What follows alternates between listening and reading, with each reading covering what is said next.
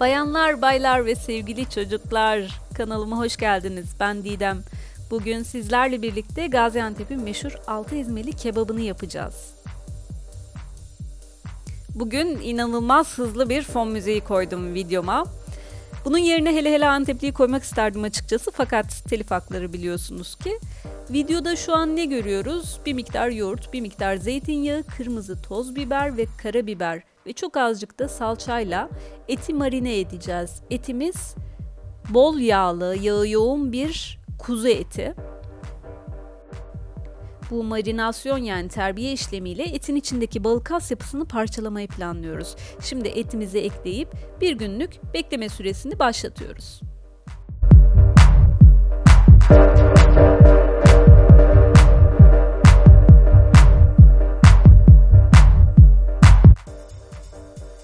Evet, burada genel geçer bir 4 kişilik alt ezmeli kebap malzeme listesini görüyoruz. Burada ben ekstradan bir kapya biber kullanacağım. Biberler yerine normalde Gaziantep'liler yeşil top biber kullanmayı tercih ederler. Ben sivri biber kullanacağım ve galeta unu kullanacağım.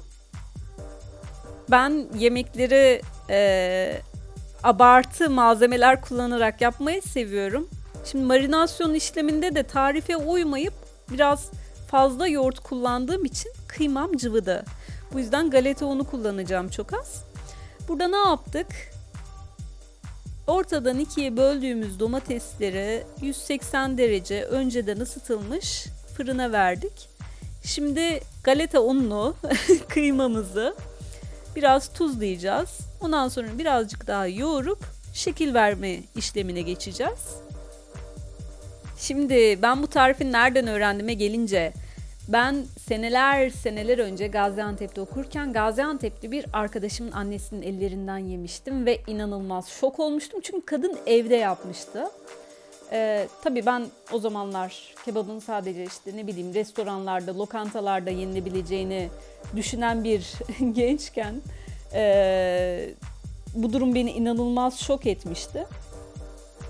Benim için diğer bir şok edici durumsa, şimdi ben daha öncesinde kebabı Adana kebaptan ibaret zanneden bir turist gibiyken Gaziantep'e taşındığımda inanılmaz fazla kebap çeşidi olduğunu görmem olmuştu ve hepsi de birbirinden lezzetli. Şanslı ki bunları da öğrenebilme, bunları yapabilme fırsatım da oldu. Şimdi Gaziantep'ten uzak diğer arkadaşlarımı da düşünecek olursak aslında yalnız da değilim. Çoğumuz kebap deyince böyle domates ve biberle mangalda pişmiş sulu sulu etler hayal ediyoruz ama kebap esasında ateşte veya bir kap içerisinde susuz olarak pişirilmiş ete deniyor. Şimdi videoya da dönecek olursak, burada uzun uzun kebaplar hazırladım ben. Genelde ev hanımları ne yapıyorlar? Küçük küçük top top haline getirdikleri kebaplar hazırlıyorlar. Bu benim için biraz daha zaman kaybı olduğu için, biraz daha ben kolaya kaçmak istediğimden demeyelim de daha geleneksel bir görüntü elde etmek istediğimden diyelim. Böyle kebaplar hazırladım. Kolayca çıkarabilmek için de fırın kağıdına yerleştirdim. Evet, bunu da 180 derecede yaklaşık 20 dakika kadar pişiriyorum. Fırının en alt gözünün bir üstüne koyacağım. Alt üst ızgara açık olacak. Fan kesinlikle açılmıyor. Hazırladığımız kebapların üzerinde de çok az zeytinyağı gezdirmek istiyorum. Şimdi sebzeleri yerleştireceğim ve zeytinyağını gezdirmeye çalışacağım. Tabii zeytinyağını şişeden gezdirmeye çalıştığım için isabetsiz atışlar yapıyorum şu an. Ama bunu nasıl yapabiliriz daha kolay? Bir çay bardağına koyarak daha isabetli bir şekilde kebaplarımızın üstünde gezdirebiliriz. Çay bardağına da yaklaşık çeyrek çay bardağından biraz daha az olacak şekilde zeytinyağı koyuyoruz ve fırına veriyoruz. Şimdi altı ezmeli kebabın kebap kısmını, kebap işini hallettik sayılır. O bize fırında bekleye dursun, pişe dursun. Biz burada altı kısmını hazırlayacağız. Ne yapıyoruz? Bir destenin yaklaşık çeyreği kadar Maydanozu alıyoruz, ince ince kıyıyoruz. Sonrasında siz isterseniz dolmalık biberleri de kıyabilirsiniz. Ben burada Charleston ve sivri biber kullanmayı tercih ediyorum. Bunları bu şekilde ince ince, küçük küçük de kesip koyabilirsiniz. Ben hepsini kesip tekrardan biraz daha inceltmek, küçültmek istiyorum.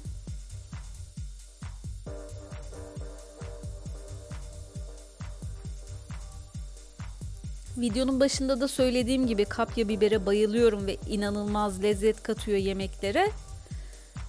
Bunu da küçük küçük doğrayacağım. İnce ince kıyacağım. Sonrasında da